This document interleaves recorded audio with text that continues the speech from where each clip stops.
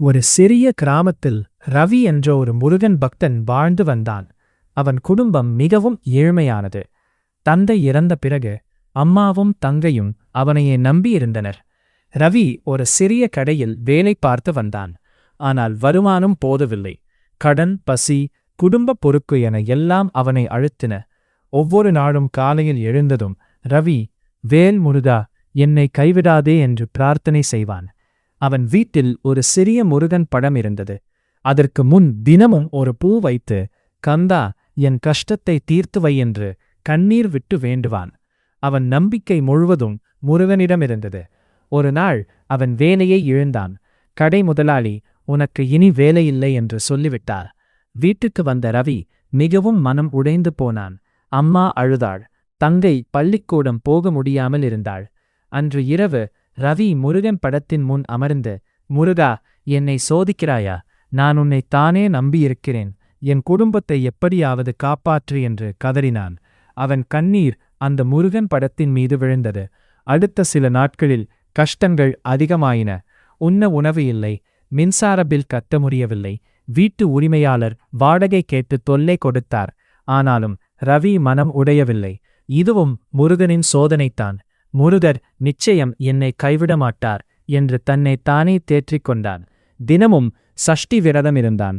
வேல் முருகா என்ற மந்திரத்தை சொன்னபடி வேலை தேடினான். ஒரு நாள் மாலை அவன் கிராமத்துக்கு வெளியே ஒரு பெரிய முருகன் கோவிலுக்கு நடந்து சென்றான். அங்கு காவடி எடுத்து வரும் பக்தர்களை பார்த்தான். அவர்களின் நம்பிக்கையை பார்த்து அவன் மனம் உறுதிப்பட்டது.